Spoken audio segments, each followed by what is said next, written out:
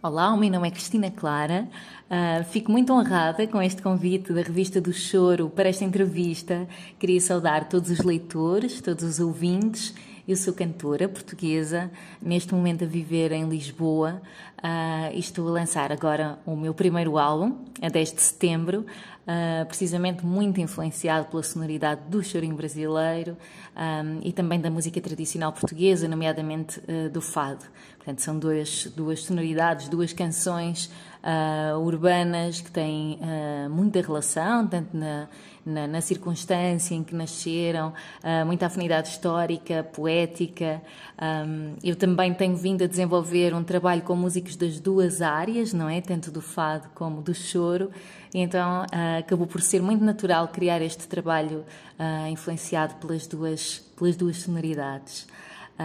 Este álbum contém precisamente o tema Flor Amorosa, o primeiro tido como o primeiro chorinho da história, belíssimo, foi-me apresentado pelo Edu Miranda, um músico natural de São Paulo, mas que vive em Portugal há muito tempo e que é um grande mestre do chorinho, um grande mestre do bandolim, que me apresentou este tema e pelo qual me apaixonei de forma muito imediata. E naturalmente ficou logo aquela vontade de gravar este tema. Não posso considerar que este disco é um disco de fado e de chorinho. É claramente um disco muito influenciado por essas duas canções.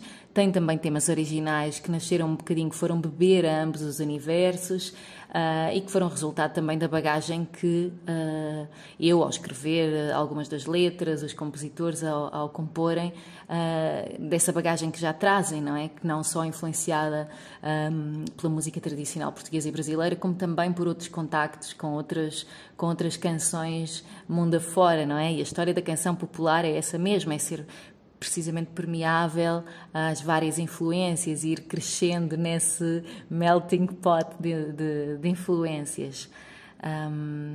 Em termos de pesquisa de repertório, também foi uma coisa muito natural. No fundo, o disco acaba por reunir alguns dos temas nos quais fui trabalhando com estes músicos nos concertos, nas tertúlias que íamos tendo, alguns temas revisitados que naturalmente tinham que fazer parte porque estavam sempre presentes.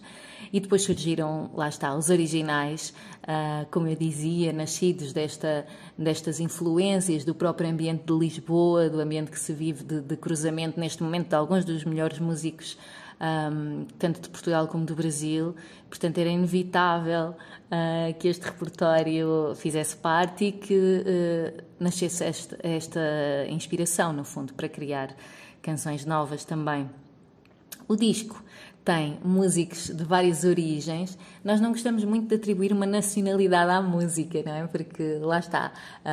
Por exemplo, temos uma flautista italiana que é uma amante de choro e é uma flautista virtuosíssima, domina a linguagem do choro, ela é maravilhosa e ela é italiana, portanto, eu diria que, obviamente que o sotaque está lá, a bagagem cultural, a convivência dentro dos meandros da canção popular é super importante.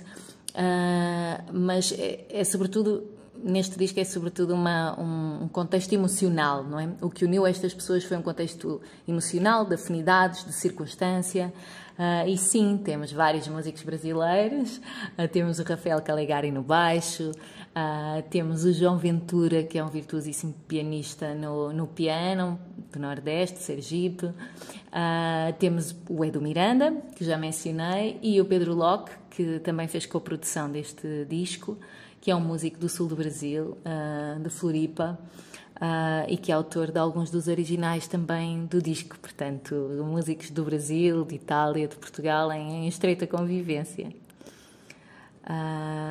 Temos, na gravação do tema Flor Amorosa, temos o violão do Pedro Locke, que precisamente é um violão de 6 cordas, não é aquele violão de 7 cordas tradicional do choro, tem uma linguagem muito própria, uma identidade com muita identidade, e também foi por isso escolhido, não é? Porque de alguma forma ele conseguiu aliar a minha, ou fazer ali uma ponte entre o que seria a minha interpretação e o que é o tema na sua base. O Edu, lá está, mais uma vez, é o mestre do chorinho e embelezou de forma magistral com o seu bandolim, com o cavaquinho também. O Rafael Calegari no baixo E, portanto, o resultado, modéstia à parte, acho que ficou belíssimo.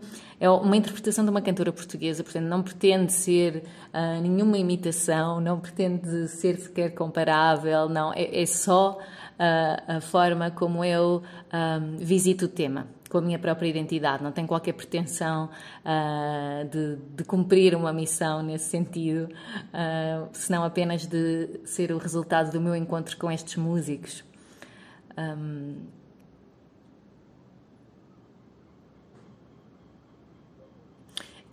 Cheguei a esta música através do Edu Miranda, precisamente, como eu contei, foi o Edu Miranda que me apresentou o tema e foi um apreço muito imediato.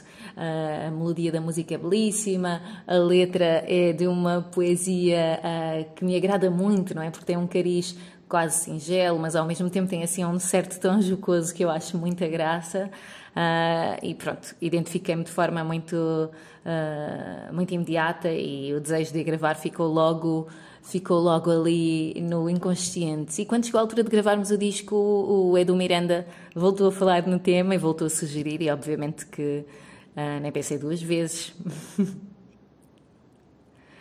Em Portugal existem vários ambientes onde se toca choro. O choro está muito presente, particularmente em Lisboa, mas também no Porto, noutras, porque obviamente nós temos uma grande percentagem de imigração brasileira, de músicos incríveis e que trazem essa linguagem para a cena musical portuguesa, que neste momento a cena musical já não é estritamente portuguesa, não é? É sempre uma cena que abrange estas várias realidades, estas várias culturas que no fundo, sob a forma da música, também se encontram.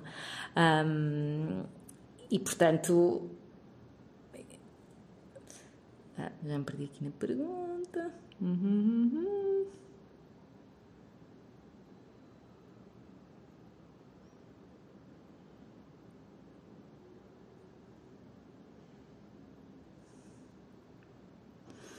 Portanto, em Lisboa, a cena do choro é fortíssima.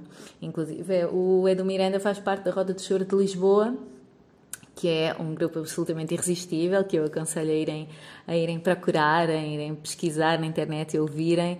E se algum dia tiverem a oportunidade de vir a Lisboa e ouvi-los, melhor ainda. Em relação ao videoclipe do Flor Amorosa, nós fizemos este videoclipe em parceria com uma associação que combate a solidão nas pessoas mais velhas, principalmente, que se chama Coração Amarelo. E queríamos destacar este poder quase transformador ou quase mágico da música de acompanhar, não é? Principalmente nesta circunstância muito única, que é esta circunstância da pandemia, a forma como as lacunas que já existiam se agudizaram, a forma como a solidão se tornou mais óbvia, não é? Principalmente para quem já vivia só. E foi um bocadinho pensar como a nossa música, não é? Está sempre ligada ao nosso contexto social, a forma como a fazemos, como a produzimos, com quem a fazemos, reflete sempre um pouco da nossa história, mesmo que não seja de forma direta. Portanto, esta foi a nossa forma também de chamar a atenção para esta questão e por isso convidamos também pessoas mais velhas para dançarem este tema e para chamarem a atenção de que, portanto, da comunidade, de como a música pode ser um pretexto certo para acompanharmos alguém, para chamarmos alguém, para nem que seja enviarmos uma música a alguém, partilharmos com alguém essa experiência, e foi nesse sentido que fizemos este convite e que resultou naquele videoclipe que foi realizado também pela Danado Filmes, num jardim belíssimo do norte de Portugal, que é o Parque de La Salette, e enfim, acabou por resultar bastante bem, a meu ver, de acordo com este ambiente quase romântico da música. Estes casais do videoclipe são casais na vida real. Fazem parte de um grupo de teatro amador, mas são efetivamente casais e por isso partilham a sua história no final do vídeo. Enquanto passam os créditos, há aqueles relatos, aqueles pequenos apontamentos, porque no final ficamos imenso tempo a conversar. Eles falaram da sua experiência, de como se conheceram, do papel que a música e que a dança tiveram nesse encontro, e sim, são casais reais. A Associação Coração Amarelo é então uma associação que foi criada por 7 amigas há já alguns anos, que se uniram precisamente para fazer companhia às pessoas que estavam sós e que foram expandindo essa organização, que agora está por todo o país, tem delegações de norte a sul de Portugal e que tem atividades absolutamente essenciais nas suas comunidades, tornando as pessoas que estão sozinhas mais capazes, mais independentes, acompanhando quando não podem desenvolver as atividades de forma independente. Portanto, também têm página no Facebook e têm site. Se quiserem conhecer e contribuir de qualquer forma, é sempre muito bem-vindo e muito necessário. Sou enfermeira também, sou enfermeira há cerca de 15 anos e é naturalmente uma experiência que me acompanha, que me influencia, tal como a música quase desde sempre, não é? A enfermeira desde há 15 anos e a música desde sempre, em contexto familiar.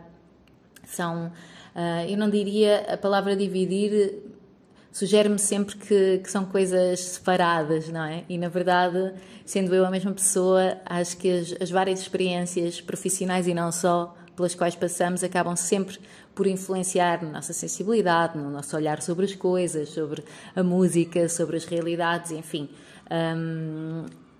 Em termos práticos, foi sempre muito desafiante, não é? Encontrar espaço de tempo para cumprir todas estas vertentes às quais me propus dar resposta, mas no fundo todos nós acabamos por partilhar o nosso tempo entre várias atividades, portanto às vezes é mais desafiante, mas também consegue ser bastante inspirador.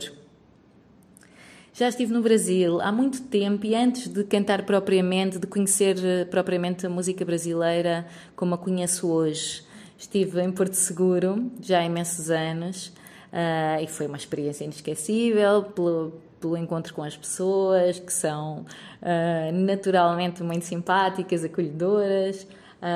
Pronto, a nível paisagístico é quase desnecessário dizer o quão bonito é Porto Seguro, mas gostaria muito de voltar. E gostaria muito, seria uma grande honra, uma grande alegria para mim poder cantar este disco no Brasil também. Este processo criativo do disco e a minha convivência habitual em contextos musicais envolve sempre músicos brasileiros, portanto, naturalmente, já imensos brasileiros ouviram, não só em concertos, turistas que estavam cá, como músicos, como foram os próprios músicos que me sugeriram um tema, eram brasileiros, portanto, sim, e não deixa de ser muito curiosa a receptividade, porque as pessoas sentem-se quase, acham graça ao sotaque, e é quase como uma homenagem, não é? Na minha própria, com o meu próprio sotaque, a entrar um bocadinho em casa alheia, sendo que, pronto, muito naturalmente isso sempre foi muito partilhado, não é? Os músicos brasileiros tocarem música de Portugal com cantores portugueses e vice-versa, portanto isto aqui em Lisboa já é uma realidade há algum tempo. A cena cultural em Lisboa é muito forte, neste momento as medidas estão a permitir que os concertos se façam já com os espaços com uma lotação maior, muitos concertos que estavam adiados estão agora a ser retomados, portanto, neste sentido, embora as coisas comecem a abrir devagarinho, tem sido muito encorajador, e em Lisboa, sim, a cena cultural é fortíssima. Embora no Porto também, mas diria que neste género musical, em Lisboa temos assim um epicentro. O disco vai ficar disponível em todas as plataformas digitais no dia 10 de setembro, a partir da meia-noite, em todas as plataformas digitais, e depois vai ser possível adquirir o disco nas lojas cá em Portugal ou através do meu site, que depois vou anunciar nas minhas redes sociais. Aliás, queria convidar todos a seguirem o meu trabalho, o nosso trabalho, no Instagram, no Facebook, no YouTube, Spotify, onde preferirem. Cristina Clara Music é o nome do meu canal, e seria uma alegria ter os ouvintes e leitores da Revista do Choro juntos nesta comunidade.